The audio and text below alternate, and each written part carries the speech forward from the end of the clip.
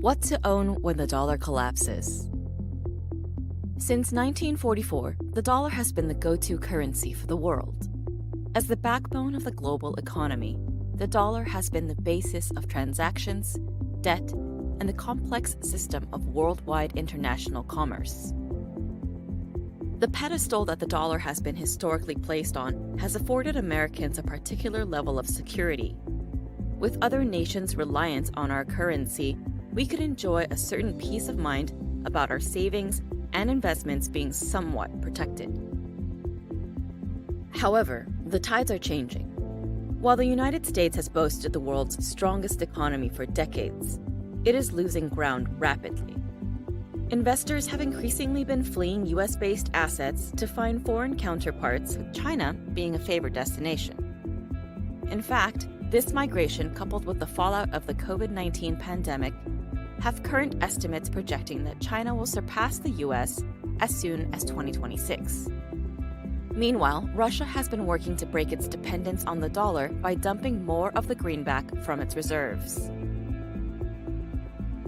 Along with the external forces that are working against the dollar, the United States is doing enough work to undermine its currency. With the Federal Reserve committed to keeping interest rates at historic lows to encourage an unprecedented amount of deficit spending, even before pandemic relief would add more red to the ledger, inflation risks and asset bubbles are positioned to do their own damage to the dollar. So now that the writing is on the wall, how can you prepare? In the event that the dollar collapses or loses its reserve status, how can you protect yourself from bearing the brunt of the losses? Here are some of the options available. Foreign currency. Of course, if the dollar isn't holding up the global economy, what will? It makes sense to turn to a foreign currency to fill this need. The IMF recognizes 7 other currencies in its world reserves, including the euro, the British pound, the Chinese yuan, and the Swiss franc. The dollar's recent woes have done a fine job of making some of these fiat representations of money look good. But the truth is, they have all been mismanaged and have their own valuation concerns, with Brexit's potential effect on the pound and euro as a good example. Why turn away from one paper currency just to turn to another one subject to the same pitfalls as its predecessor? Cryptocurrency. You'd have to be living under a rock if you've never heard of any of the nearly 7,000 publicly traded cryptocurrencies. Appealing to many who prefer anonymity and detachment from central banks, this electronic money has made a big splash on the market. The problem is that it's all speculation, which leads to an amazing amount of volatility.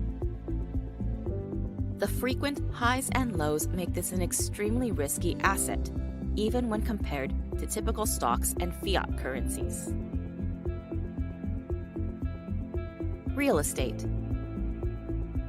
Owning property is one of the tried and true methods of investing that could provide some shelter from the decline of the dollar.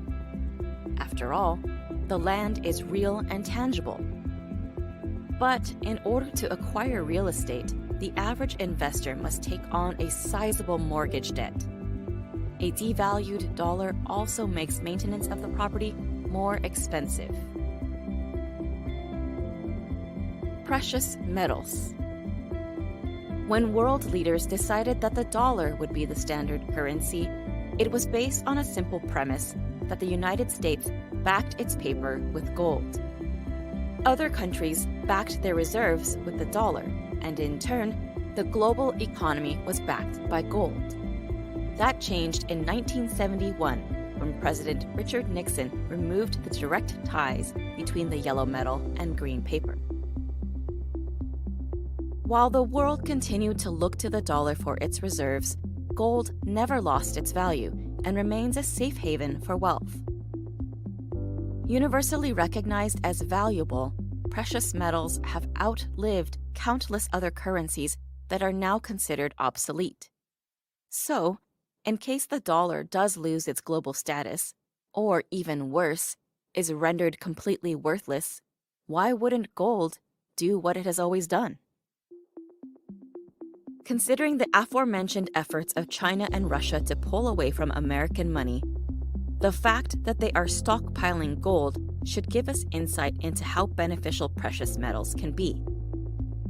If it works to preserve and propel the economies of global superpowers, why wouldn't it at the very least protect your personal wealth?